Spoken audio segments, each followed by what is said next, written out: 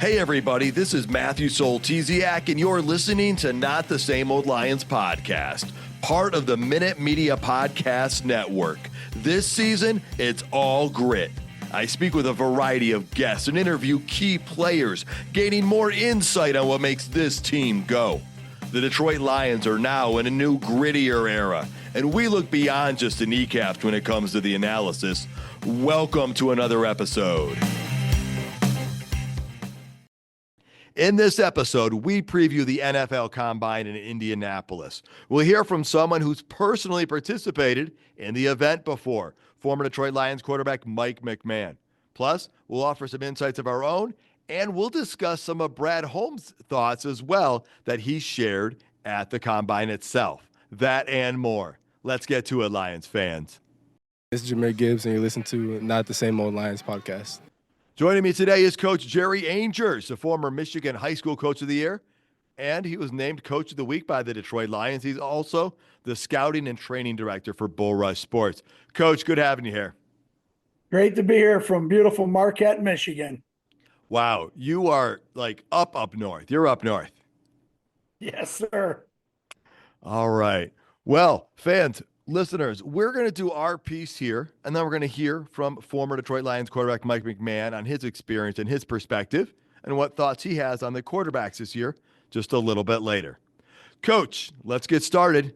The Combine this week in Indianapolis. What are your thoughts surrounding this?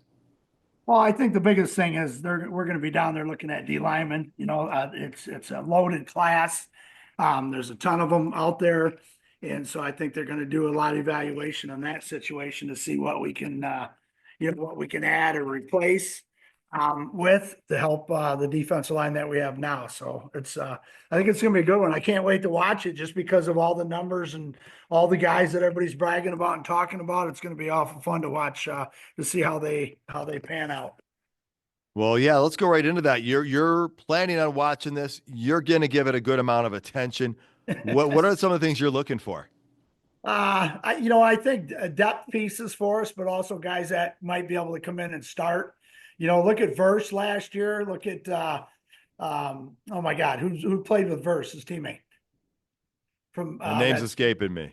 Oh my God. Anyways, he was one of the ones I had high on the board last year just from watching him practice and doing his Frisk. There we go. Frisk, correct? And, I think so. Something like that. Yeah. And anyways, watching him and kind of marking those guys going, oh my God, he looked good in the Lions uniform and he looked good in the Lions uniform. So, I think we're going to, and I'll probably watch it 24/7. I don't think I went through before I headed up here for training, and I made sure that everything was recorded because I didn't want to miss anything. And of course, listen to the guys talk and stuff. So, but and I think the D line, of course, is one of the big ones just because of the injuries, and then some fill in and of course Brad Holmes will do his cooking and come up with a guy that they traded for pick number 12 a couple of years ago that may be the top three. We're going to put him in the top three running backs in the league, and again, looking for the guys that they're going to pick up, and social media is going to go, why did we waste that high of a pick on a guy like that? Well, yeah, and that's the thing, right? The thing about this process, the Combine this is where players can really move themselves up the board a bit and create some buzz coming out of it so that they're able to get more attention and maybe increase their draft status and get a few more teams interested in them. And so that's kind of what you got your eye on too, is who are the guys that are preparing for this and looking to take advantage of the situation. Now, you already talked, you're looking for D linemen, which I think that's probably the main thing a lot of Lions fans are trying to look for right now. Is that what Lions fans should be concerned about right now? Or, what might you suggest a Lions fan look for who's checking this out? Well, again, Brad Holmes and Dan Campbell, they're going to draft the best player at that pick in the draft. They always do that. And it's, are they earmarked at 28? We got to take the best available, defensive lineman. I don't look past them at number 28 seeing a wide receiver from Arizona that falls that far, that the Lions might not take him, or they may trade up. And I think that's one of the things that, if you're going to watch the combine, watch all this depth at the D line, because there's so much depth at D line this year. I think, if I'm not mistaken, 22 guys, first round grades. Might be a little bit higher, might be a little bit lower. That's kind of one of the things I'm looking at. So then the Lions are going to look at and go, well, we have 3 of these guys at the D line that we would really like to take. And if they're not at that 28th position, or the 3 are still there, they know that they could probably get them later. And again, the Lions may trade up for, if they do see, the verse or the fist that's gonna exceed, or be very, very successful in their first year as a rookie, then, they may go ahead and do it. Because you got to remember, the Lions, if we're looking at the D line, you got to remember the D line guy that we get, he doesn't need to be the best defensive line player we have, because we have a guy coming back off injury that's as good as any of them in the league, and some guys we need to sign. So, but that makes a lot of sense. Yeah. And this is an introductory, I think, for a lot of fans to some of these names, because unless you watch a lot of college football, and not just your conference, but all the different conferences, then there's a lot of names you don't necessarily know. And so this is where you kind of get that introduction to who some of these players are, and you get a sense of it. And you're right. The word is there's a lot of great defensive linemen coming out in this draft. And so we're going to start putting more names with these guys, and we'll see their names on social media. But it's a good start. The order of operations has always seemed a little weird to me on this, Coach. You got the combine, then you've got free agency, then you've got the draft. And so, it's like we're doing part of it, then we're going to pause, then we're going to come back to it. Do you kind of see it that way? Yeah, it's different, but I also look at it too, that from a coaching standpoint and a front office standpoint, you get the combine, you get your guys marked. You've already seen tape on a bunch of these guys. Now you're going to interview them, and now you're going to watch them run around in their underwear and then do some drill work. And you're going to put speed and athleticism to tape from that, and then the interview, of course, for the Lions. We know how big that is for them. How they handle themselves in the interview is going to determine if they warrant or they're good enough to play for us. And then after that, then you look and say, God, he wasn't as good, or let's go get somebody in the free agent. And now we can look at maybe drafting an offensive lineman, or maybe we can take a wide receiver, or maybe we can take another corner. So I think, it's, the way it's set up, I think from that standpoint, the GMs probably like it better this way, because then they can determine if they're going to go out there and spend some money on free agency, and then use the draft and the low salary cap money for the draft guys to fill in need. Well, as we were talking, that light bulb went off on my head too. They get to see closer up who's coming out and what's coming out. So then they know, as you just said right there, maybe they need to hit something a little bit harder in free agency, because there might not be as much of what they're looking for. So there are some benefits to doing this back and forth thing right now. And, you can look for a position of long-term need right now, but, when you think draft-wise and you think at the combine, but a lot can change in free agency. So that's where, when you see these mock drafts that are already out, I always feel like you're just a few weeks too early on these things, because a lot can change in that. And as we know with Brad Holmes, you never know what's going to happen, right? Last year, they traded for a defensive back in the spring, and then they used their first 2 draft picks and took one in the first and second round. And so, yeah. Any other thoughts on the combine getting underway this week? No, I think it's again, it's going to be fun to watch, and earmark the people we think would look great in a Lions uniform and could take us to the Super Bowl, which is where we're working towards to get every year, and hopefully this year coming up is our year. That would be nice. And Coach, I mentioned that trade last year for Carlton Davis III.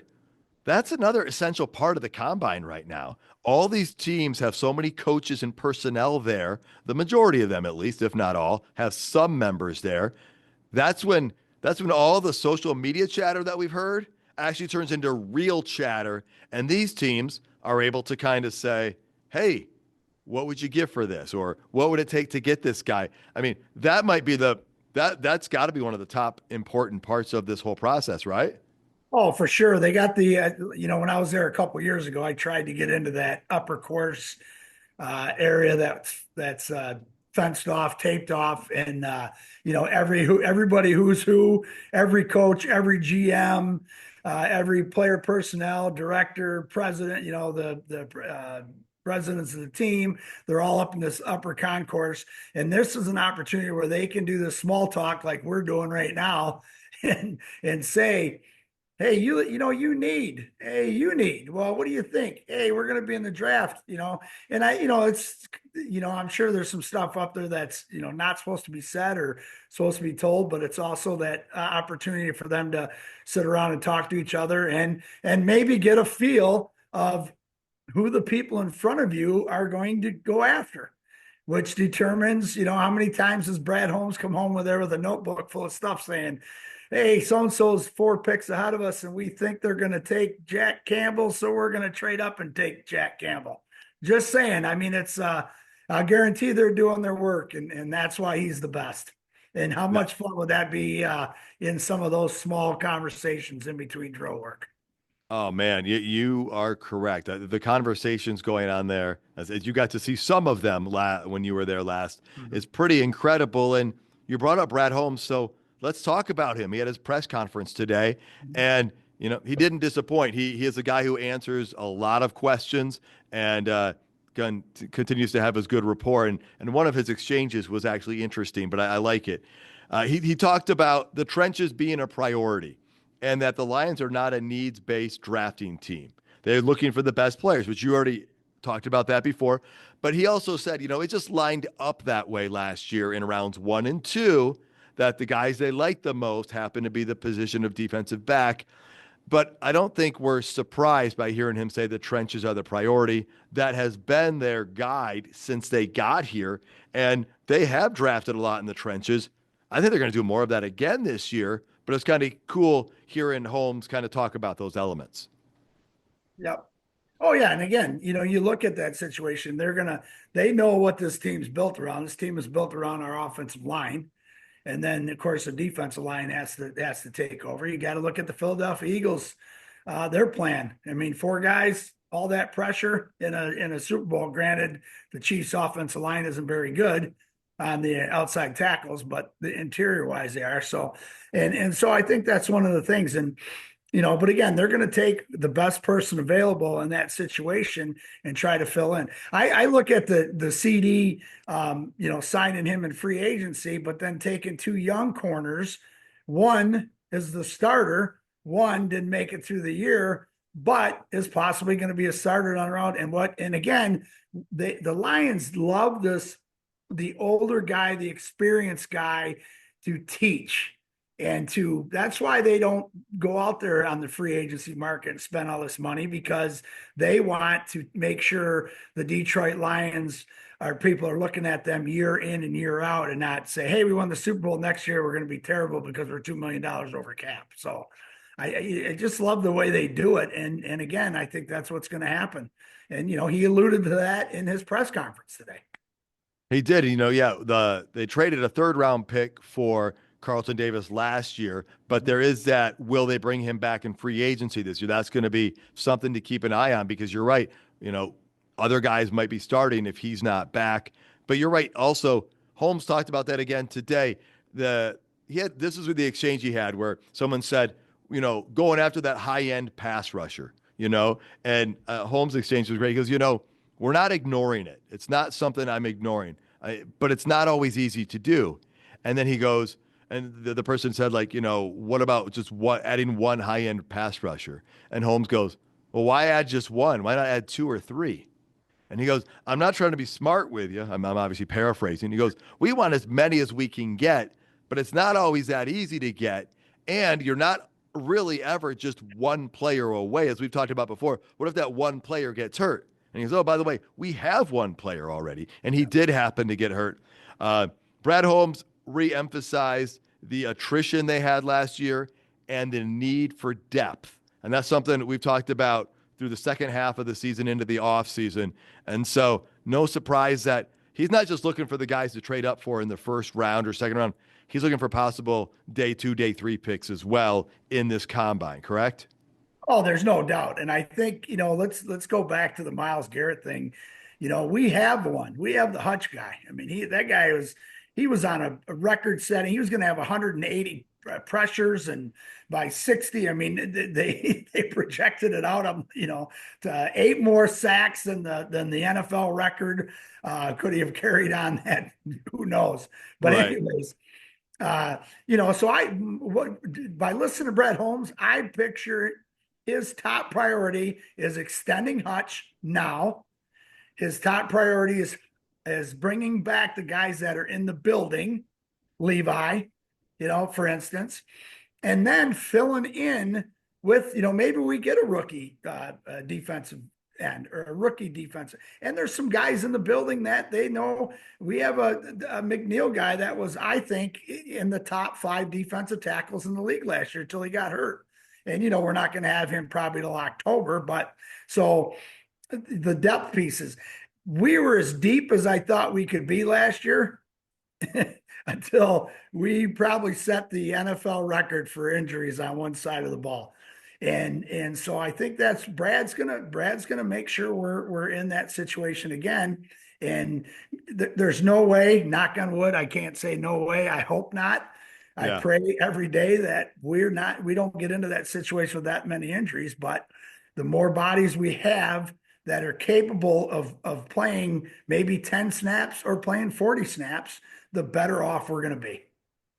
That makes a lot of sense. And yeah, that's the great thing about having, the GMs there to answer these questions. You can talk a little bit about free agency because that's right around the corner here, and you get some insights. And reiterating exactly what we've already been talking about, Brad Holmes says they want to keep their known players, so they have to be careful about overspending on the unknown players. Because no matter how much you know about a guy from another team, you don't truly know them until they're in your building. And if you like what you have, you want to try and bring it back. And he talked about that. It's going to be interesting. He said contracts are going to be a thing. He goes, it's not that if we don't bring a guy back, it doesn't necessarily mean we didn't want him back. It's just you can't always keep everybody. So that will be an interesting thing to keep an eye on as well. And we'll definitely be talking about that here as the calendar moves to March and free agency gets really close. Coach, anything else you want to add before we wrap this thing up? No, I think they'll have a great time with this weekend. What better place to be than Indianapolis, watching a bunch of guys run around and talking football with a bunch of guys making a whole lot more money than us, but doing what we all love, and that's talking about the game. For sure, Coach. I hope the training goes well up there in Marquette for you, and you stay. I mean, it's warmed up a bit downstate, so I'm presuming it's thawed a little bit up there for you. And so, hope that goes well for you. Thanks for taking the time to get on here and talk with me. I appreciate it, Matt. You have a great night. Folks, next up is my conversation with former Detroit Lions quarterback Mike McMahon. He was with the Detroit Lions from 2001 to 2004. Here's that interview. Joining me today is former Detroit Lions quarterback Mike McMahon. Mike, welcome back to the show. Thanks for having me. I appreciate it. Coming out of Rutgers, you were invited to the Combine. That was back in 2001. What were your expectations going in? I've heard a lot of different things, and your agents try to prepare you for things. You're kind of pulled every which way. It was a little overwhelming. You got a lot of like personality type tests and stuff like that. Coming out of Rutgers, obviously I wanted to try to perform well, but it's just a different atmosphere, and it's part of becoming a pro, and you got to learn how to deal with it. I did. You mentioned your agent was giving you information or whatnot, or maybe advice. Did you do any special work ahead of time to prepare for it? As far as the throwing, no. I mean, I would work out with my teammates and my teammates and some receivers that had the same agency. We did uh, my agent was based out of New York City, so they got with some guys based out of North Jersey. I was out of Rutgers, so I was able to go train with some guys and do some technique specific work for, the 40 and, all those runnings and practicing that. But as far as actual training for the actual combine, I didn't. Now, it hasn't changed in years. And you should be going as a quarterback. You should know every single throw. You should have gone through it at least 3, 4 times a week going into that and be ready to go. So, but, I really didn't quite know what to expect. All right. Well, then once you got there, you experienced it. What was the experience like? It was a little wild. I had, you go in and you probably will have, I think some teams pair up and use a service where again, I don't know if they still do this, but you'll take these psychological tests like, hey, do you like dogs or do you like cats or do you like neither? And then it's all these different questions that supposedly lead to something. And, some teams will use the same one and, but you're probably going to take that test. And there's probably like 250 to 300 questions on it. So it becomes a little monotonous and some teams have their own. And it gets to the point where you're just like, I'm just filling this out. And you don't realize how important that could be. Now, again, I'm not a psychology major, so I don't know how much stock I would put into that.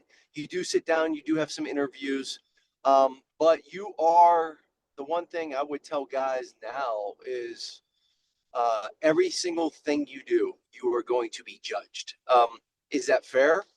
No, maybe. I mean, they're going to invest money on you, but at the same time, like if I were to walk in with facial hair, if I were to, wear my shirt a certain way, if I were to, the shirt they gave me was like 4 sizes too big. It looked like almost like a over dressed and I couldn't throw. So I cut off the sleeves and then they kind of, he's a guy that wants to try to show off his, and it's not that. I think they overlook into some things, but that's definitely the combine. They will judge you.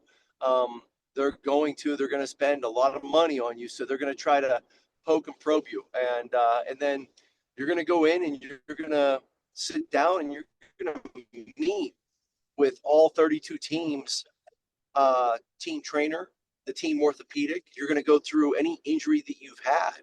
They're going to crank on it. And I was warned about that. And, coming out of Rutgers, I had, basically blew my shoulder out in my junior year at Rutgers in '99. I had surgery. And, when they went in and they repaired it, it was good.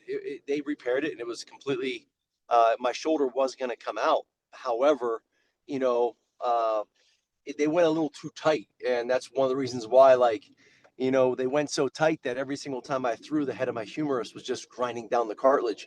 And so there was a little pain, after throwing so much, as I played in the NFL, you had to constantly get deep tissue massage, constantly get stretched, get, PT on it and take care of your body. But I remember I'd gone through all 31 teams and it was the very last team doctor. And it was the Dallas Cowboys. And he had me do the drills that everyone else did and I was good to go. And then he actually had me hold up my arm a different way than anyone else did. It was like across your body, upside down, and he pushed. And I held it for a little bit, and then eventually, he got it down. He pushed so hard, and I definitely felt like a little crunching.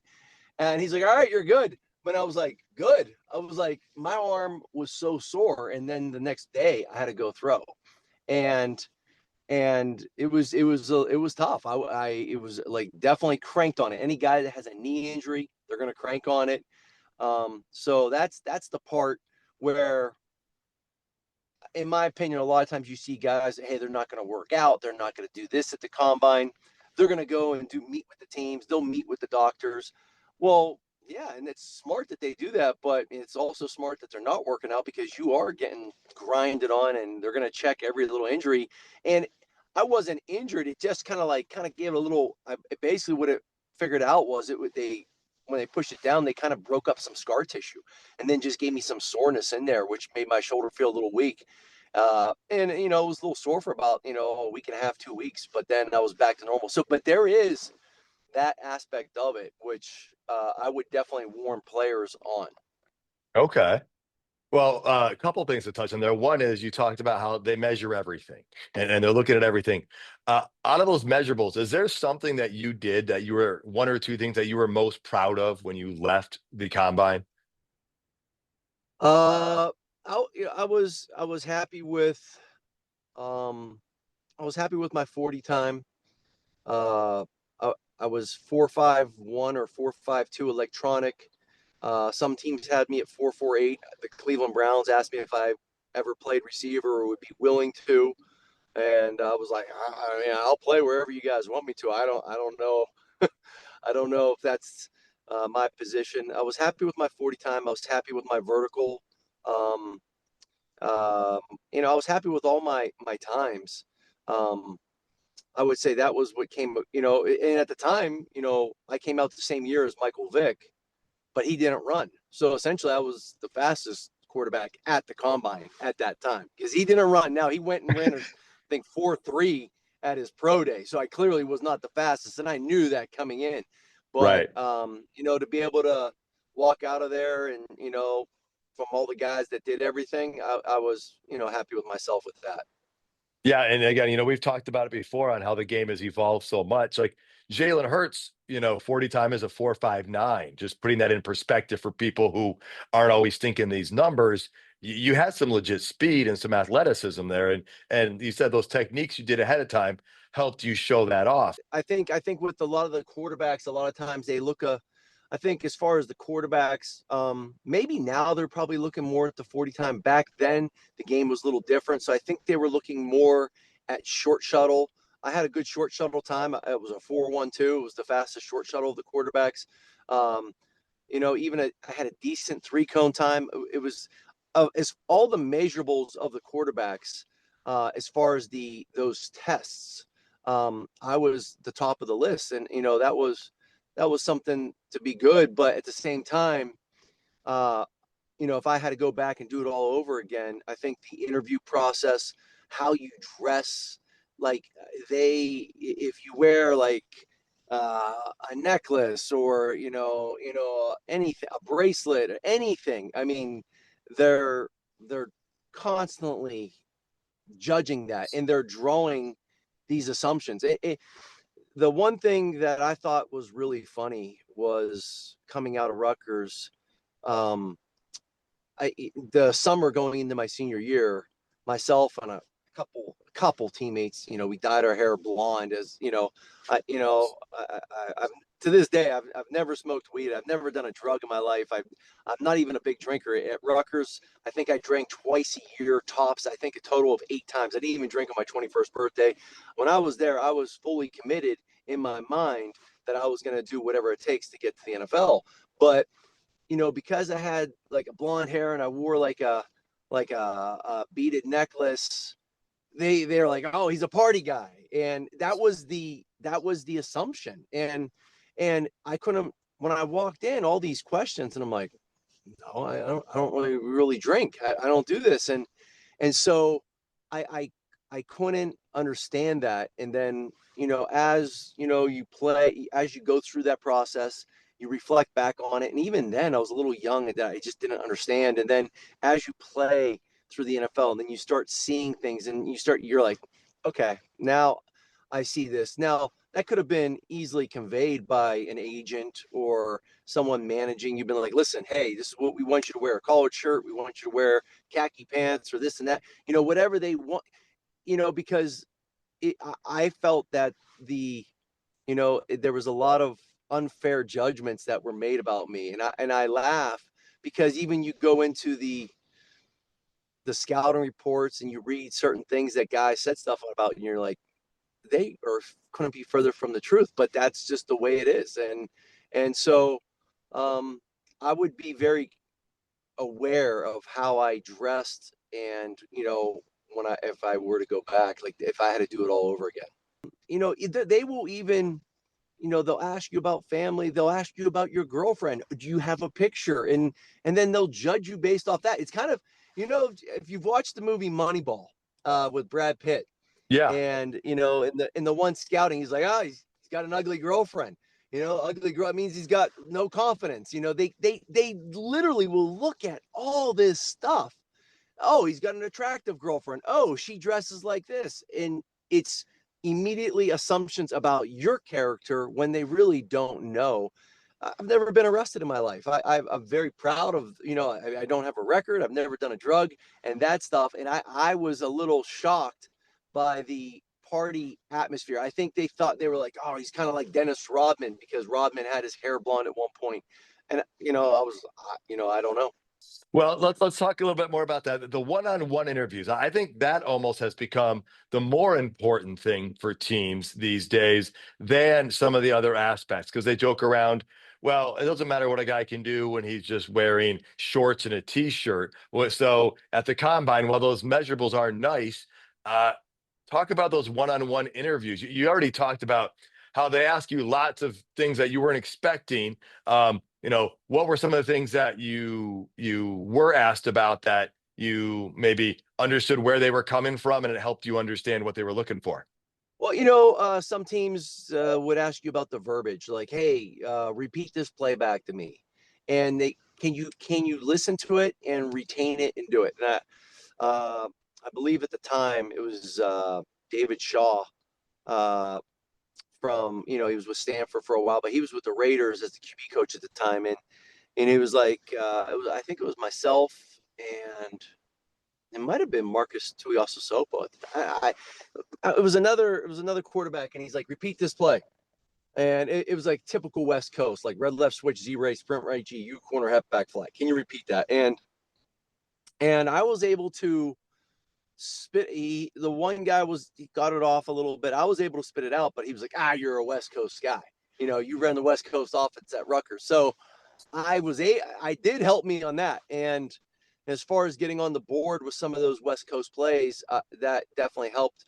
But just, you know, make no mistake, it's not a one-on-one interview. It's a one-on 20, 30 interview. They're all sitting around. One or two guys are asking questions, but you've got, you know, like 60 eyes on you just like this staring. And I would even say, like, you know, if I had any question I answered, I probably would have looked at the guy that asked the question and just answered him, as opposed to scanning the room.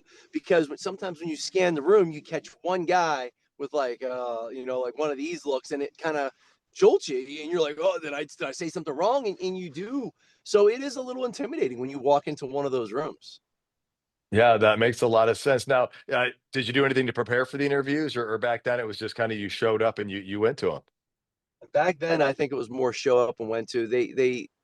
Your agent will try to tell you about it, but I don't remember anything that when I walked in, I just felt a little overwhelmed a little bit. I was like, oh wow, you know, and yeah, it can leave you walking out of there like, did I do okay? Did I not? Did I, you know, like this and that? And you're trying to read. They're looking at you. They're trying to pick apart you. They're trying to read you. They're trying to get, because they're going to invest money in you. So, you know, but at the same time, like you know, you're trying to read them. And I would say, you know, going back, you know, just be confident in your answers. Be humble with your answers, and just try to show how much you love football, how much you love the game, and how much you want to play. Because you don't get caught up in the trick questions where they can get you talking a little bit about yourself, or, hey, what happened this time? Did you, you know, this and that, and try to get your side of it, because they'll bait you into that stuff and they want to see, and you're better off just saying, hey, you know, whatever, you know, like it was a learning experience, this and that. You're better off doing one of those things. All right, that makes a lot of sense. Well, let's turn to this year's combine. You know, you've done some coaching post NFL playing days. Have you had a chance to follow much of the college game and know some of the players that are coming into the combine this week at all? Yeah, I mean, I watched a little bit this past year.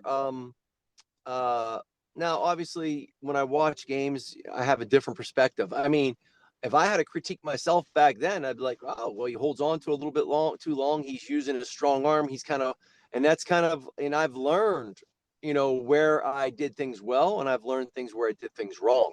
And that's what, I see a lot of guys, especially with the strong arms. They want to see that receiver, instead of just trusting him making the break and trusting, the defense that he's going to be there, reading the defense and trusting he's going to be that spot. You read the defense, okay, I'm good. And now you just want to see that head start to turn before you let that rip. And I think a lot of guys with strong arms tend to just a half second and then put some zip on it.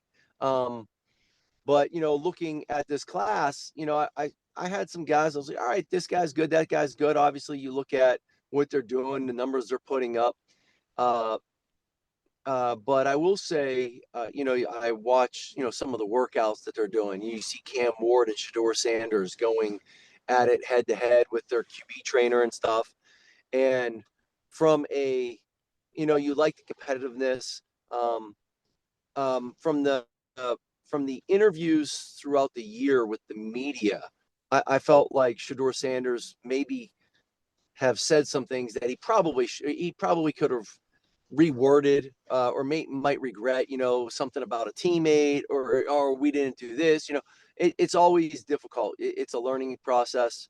The best thing to do as a quarterback is anytime you guys are winning, say we. Anytime you're losing, say I got to play better. That's the best piece of advice I can give. In no matter what. I don't care if you went 20 for 20 and you lost, and you had you got to say I got to play better, because it starts with me. That's it. Period. Boom. You don't need.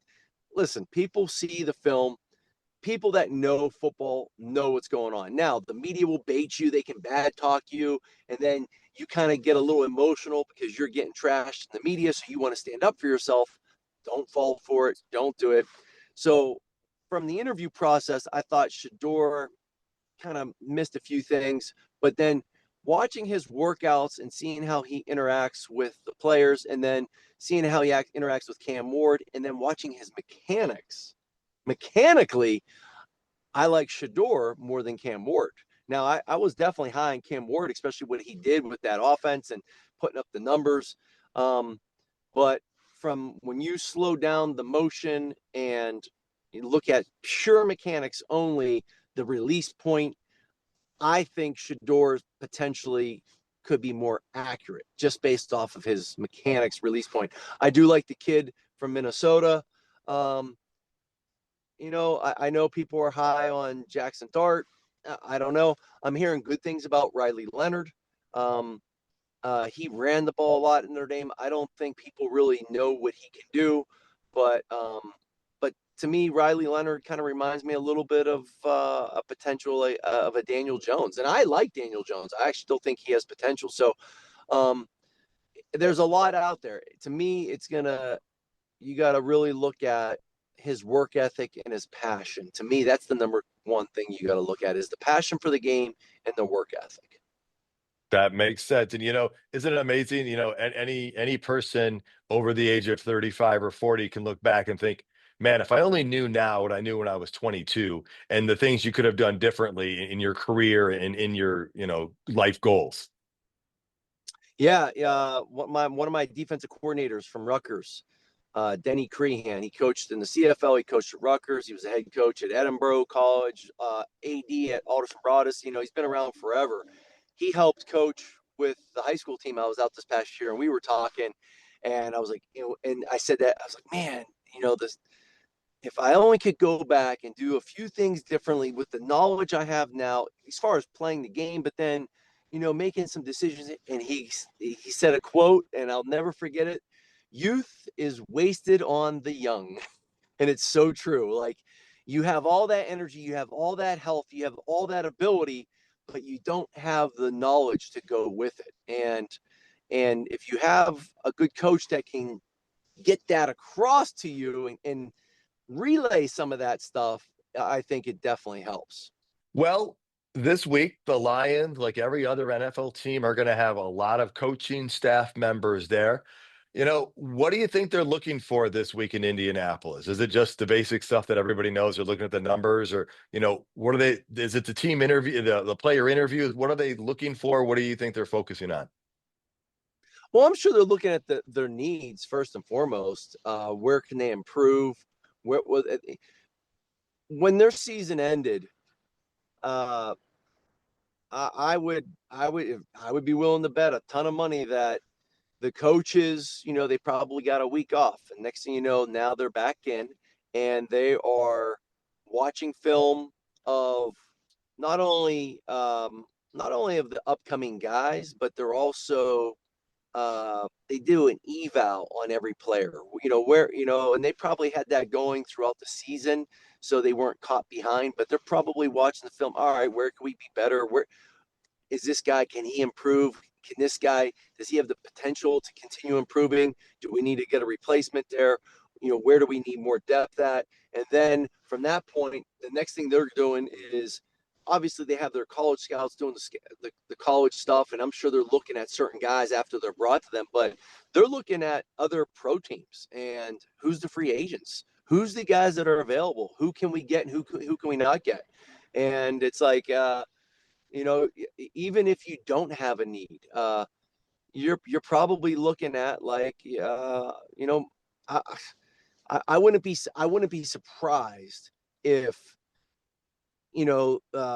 Mark Brunell, his job was to evaluate every free agent quarterback out there or rumored to be free agent that was coming out. Like, let me evaluate him. What's the possibility of us getting him? Do we want him to be a starter, or do we need him to be more of a backup? Like, that's what teams are doing. I'm not saying the Lions need a starter because I love Jared Goff, what he's doing. Right. But I know teams are doing that. They're trying to see what free agents are going to be out there that they can get and upgrade. And then I'm sure they're going in from that point. They get the guys that they're looking at in the college point, and they're probably all going to break down those positions as well. Those coaches are working. There's a lot of work to be done going into that combine. And then, they do their research, and again, you're going to hear some of the stories here and there, and and now they want to meet you and see, all right, let's get them in a room and let's see how he handles this, and let's see if there's any validity to that, and there's a lot of that going on. So I'm sure that's exactly what they're doing, and I'm sure they're probably mostly focused on their needs, but they're probably let's say we got we want to go out and get a D end or a D tackle.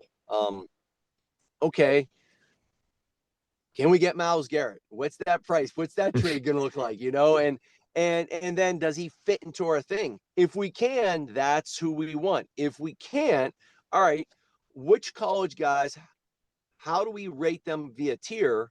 And can he fit into our culture that Dan Campbell has built?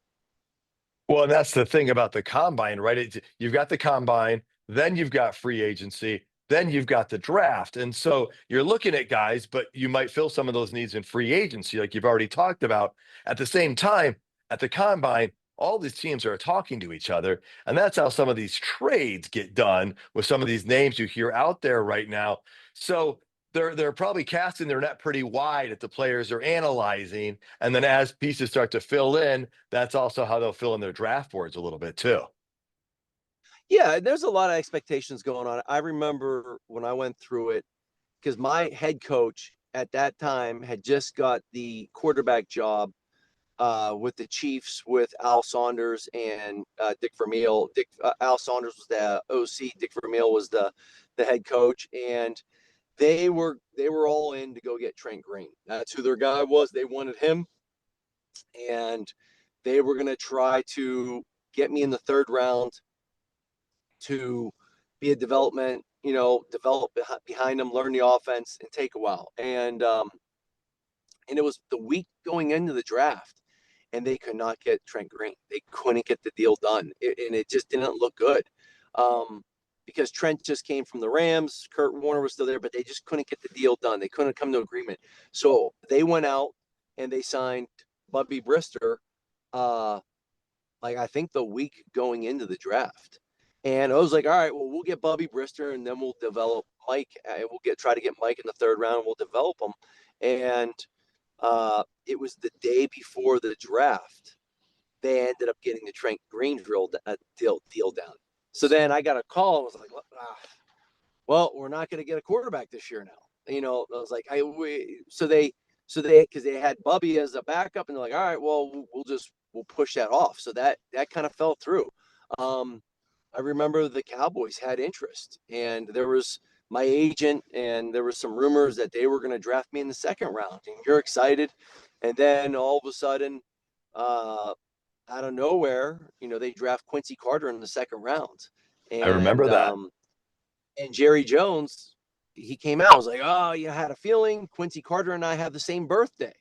And it's funny, you remember some of this stuff because you're expecting all these, your agent, all these people are telling this stuff, and it went backwards. And I remember it was a difficult process. And Yeah, I bet. And you fall in the draft. And I remember when the second day, after that first day had passed, and at the time the first 3 rounds were the first day, I in my mind I was like, okay, I really just want to go to either Detroit or Jacksonville, because both of them told me they weren't going to draft the guy till the 5th or 6th or 7th round. We're not going to, and they all said you'll probably be gone. And so when you get the call, it was like, okay, well, and I think Detroit at the time, they drafted Scotty Anderson, and then they made a trade. And then immediately right after that, I got drafted. So it was like, all right, well, they traded a pick and moved up. So at least I'm a little wanted. It's a tough process to go through, especially when you have expectations of going one place and then you go the other place. And you see it all the time. You see a lot, especially in the first round guys, when they fall all the way to the end of the draft. And then the young mindset is like, oh, I'm going to prove them wrong. I'm going to do all this. And I mean, look at even Amon St. Brown. That's his Amon St. Brown. That's his fuel. That all these receivers were drafted ahead of him. And that's good. But at the same time, like, you still have to be grateful that this opportunity came. You can't let that eat you up so much that it distracts you. And sometimes you're a little young and a little on the immature side, and you don't understand that. And you have to be careful of that. Yeah. Yeah, and I didn't even expect you to get into the draft stuff yet, but that's fascinating. And in a couple of months, I want you back on the show because I want you to go a little deep dive into some of that long time, the experience of leading up to it and going through it, because it sounded like it was a roller coaster for you. So that would be love to hear even more about that. Yeah, yeah. I'm sorry, I went to the draft. I should have stayed on the combine. No, it's the good. It's combine is exciting. definitely but the combine, the best it's like a meat market. You're a cattle, you're coming out there, you're a horse that someone's buying. I mean, when they do the height weight, you're walking in just shorts and that's it. Your shirt, you're standing in front of it. It's almost like underwear. And I will say, just be prepared when you measure in for your height, because when you get in, they have like a V on the ground, really wide, with tape, and they say put your feet on that tape, so you're standing very duck foot. And I got caught off guard. I had no clue it was coming, and because I remember like Drew Brees and Vic, they kind of like stretched it up and got to that 6 foot. And heck, all my life I've been 6'3" or 6'3.5", minimum 6'3", and I got on there, and they kind of give you a little push down, and they measure me, and they're like 6'2", and I was like 6'2.5". I'm like, I'm taller than that, and I was like, you didn't let me stand up yet, but nope, move on to the next, and you're basically there in your underwear and move along.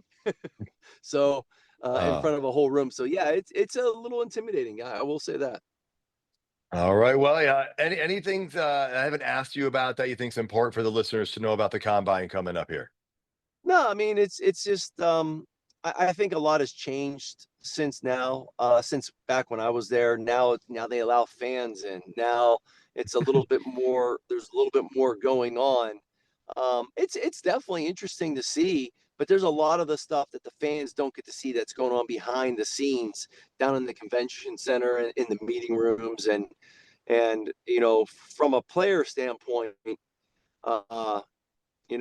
true to yourself, but at the same time, just watch yourself, like don't fall for the bait questions. Don't do it. Do not do it. Don't fall for it. Mike, this has been so interesting. I love the insights from your personal experience at the combine. I can't wait to hear more about the draft experience when we get closer to that, because man, there's so much more to your drafting experience than I had any idea about. And I remember when the Lions drafted you. So that'll be exciting. I also learned that David Shaw was one of the guys that interviewed you, and he's now coaching the Lions. He's a coach on the team. So maybe you got to reach back out to him and see if he can help get you in there. Oh my goodness, that was so many years ago. I don't know, but yeah, I saw they do have. I saw that they got Marcus Tuiasosopo and then Bruce Gradkowski as well. Another that's a Pittsburgh guy. So hey, and those are some great guys that have played the game, played the position, know a lot about the quarterback position. So I mean, obviously they got a great staff. They're in great hands, and I'm excited to see them play next year. Awesome, Mike. Thanks. I want to say thank you so much for taking the time to talk to me about the combine and everything. Oh, for sure. No problem. I can't wait to get more details about Mike's NFL draft experience. He already shared some pretty incredible insights. We'll be going even deeper into that once we get closer to the draft itself in April. Thanks to Mike. Thanks to Coach. And folks, thank you for tuning in. You can find more episodes and content at notthesameoldlions.com. Tell your friends and family about the show. Like, comment on socials. Please subscribe regardless of your listening platform. And until next time, stay gritty, my friends.